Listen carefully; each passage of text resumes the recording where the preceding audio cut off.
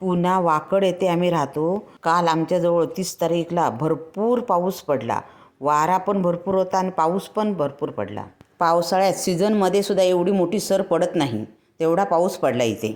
2:30 ते 3 पर्यंत मोठा पाऊस पडला आणि नंतर बारीक बारीक पडत होता आणि संध्याकाळी 6 वाजता परत गारा पडून मोठा पाऊस वारा आला। व्हिडिओमध्ये बघा छोट्या छोट्या गारा दिसतात, हे बघा गारा। पाऊस पडतो आहे, बाहेरचं वातावरण पण थंड झालेलं आहे। बटाटी भजी खाण्याचा मोह झाला, मग बटाटीची पातळ कापं काढून घेतली। एका भांड्यामध्ये पाणी घेतलं, 1 चमचा मीठ टाकलं आणि 5 मिनिटं त्या पाण्यामध्ये कापं ठेवली। अर्धा वाटी बेसन, 1 चमचा तांदळाचं पीठ, मीठ घालून हे सगळं चांगलं मिक्स केलं आणि शेवट चिमूटभर खाण्याचा सोडा टाकला आणि पातळ पीठ तयार करून घेतलं। हे बघा अशा प्रकारे एवढं पातळ घेतलं आहे। बटाटीच्या कापांवरती जास्त जाड पीठ मला आवडत नाही, म्हणून मी पातळ करून घेतलेलं आहे। पातळ पीठ घेतलं की कापं कशी कुरकुरीत होतात। आता इकडे तेल तापलं आहे, एक एक काप मी तेलामध्ये सोडून घेते। तेलामध्ये चांगली खमंग भाजून घ्यायची कुरकुरीत।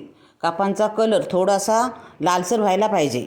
माझा हा व्हिडिओ आवडल्यास नवीन असाल तर चॅनलला सबस्क्राईब करा, व्हिडिओला लाईक करा, शेअर करा। तुम्ही पिठामध्ये लाल तिखट पण घालू शकता।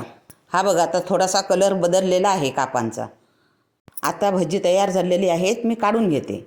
अशा प्रकारे उभी धरायची म्हणजे तेल सगळं नितळून जातं, तेल आतमध्ये अजिबात राहत नाही। तशाच प्रकारे मी उरलेली भजी सगळी तळून घेते। भजी करायला पण सोपी असतात, 10 ते 15 मिनिटात होतात तयार आणि खायला पण चांगली कुरकुरीत लागतात। चहाबरोबर पण चांगली लागतात, चवीला एकदम सुंदर लागतात। आता आपण लाल तिखट घालून भजी बनवूया। पाव चमचा पिठामध्ये लाल तिखट घातलं, चांगलं मिक्स केलं आणि त्याच प्रकारे ही पण बटाट्याची भजी काढून घेतलेली आहेत। दोन्ही प्रकारची आपली भजी तयार झाली।